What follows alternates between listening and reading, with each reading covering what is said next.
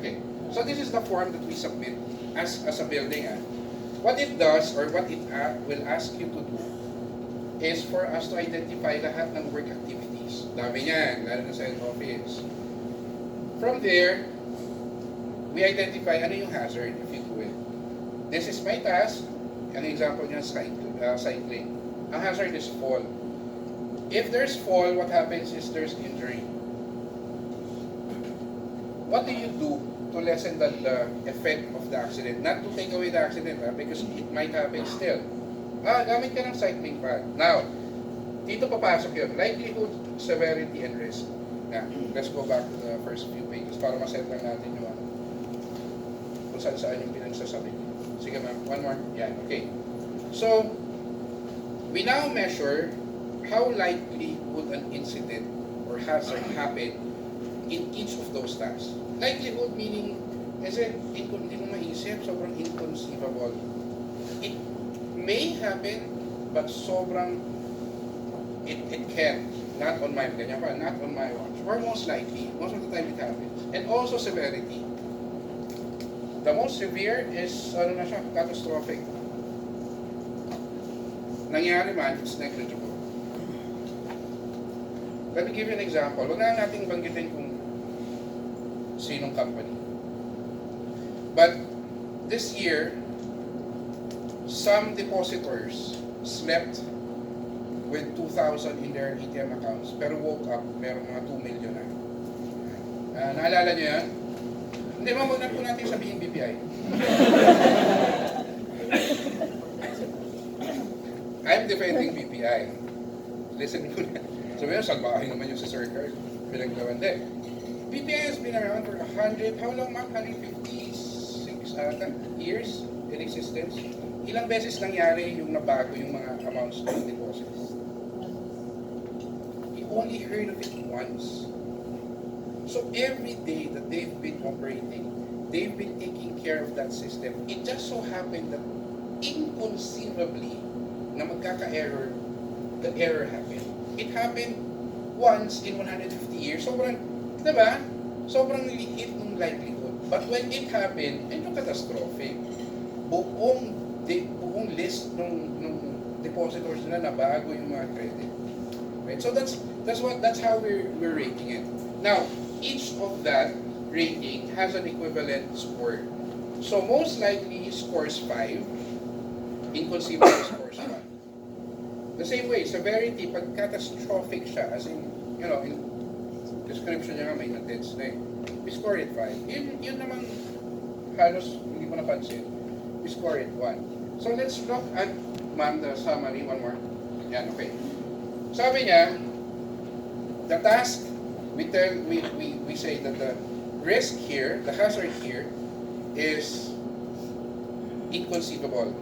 Yung likelihood niya. Severity, wala din naman, halos hindi mo naman mapapansin na nangyari. Then we multiply that. If your score for each activity, if you score 1 to 4, it's considered low risk, yung activity na yan. But if it scores between 15 to 25, that activity alone with your identified risk is now high risk. So each activity has to be rated. Yun yung ginagamit natin or ginagawa natin sa hierarchy, basically. So that's how we determine the riskiness of each activity, and we might go back to you in the future just to survey the things that you do uniquely to your task. Sabihin mo, ako nag-encode ako. Just for example, nag-encode ako. Ano yung danger ng encoding? 8 hours ka nag-encode. No? Back pain, sakit na yung wrist mo. Ergonomic issues. But you're familiar with ergonomics? It's a simple principle. Sabi niya, ergonomics is when you decide and create the workplace around the human being. Kasi may normal movement ng tao eh. Pero kung yung workplace niya requires him to slump, diba? Sobrang 8 hours makukuba ka na niyan. And then, there's a chance that you're gonna get back pains. So, ergonomic chairs, yun yung gamit natin eh. Diba na-adjust yun?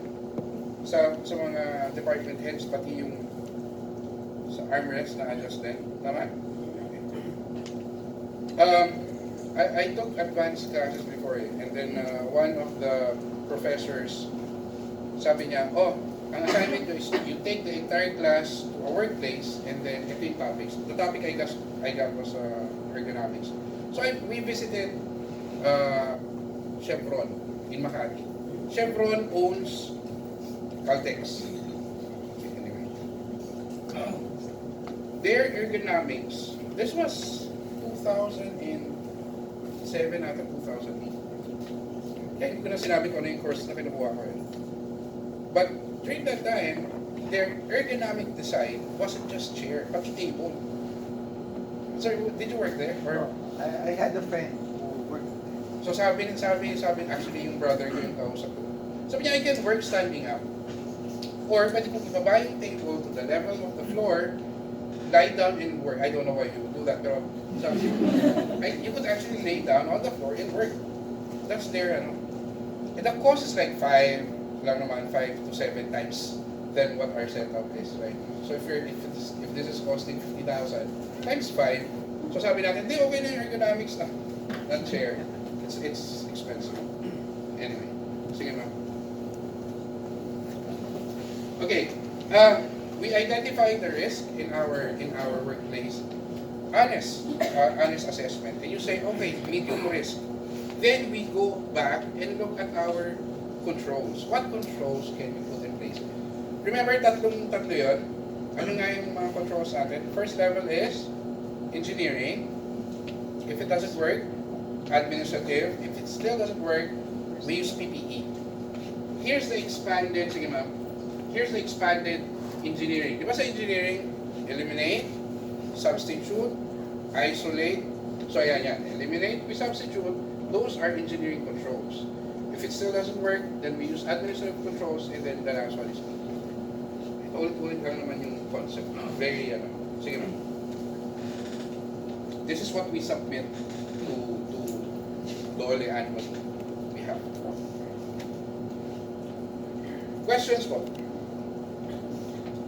Module 2 na ba yun? 4 na yun. Parang mga... Hindi ko maaga tayo matatapos, mga 6 siguro. Okay. We put in place emergency plans, maritime emergency plans.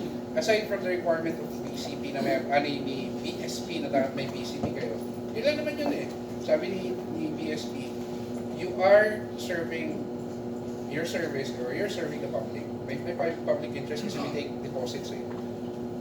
In times of disasters, will you still be able to provide the same service? Will you be available? Yung sa Mindanao Siege, nag-open yung mga branches doon eh. Kasi sabi nung Metro Bank doon, we have to open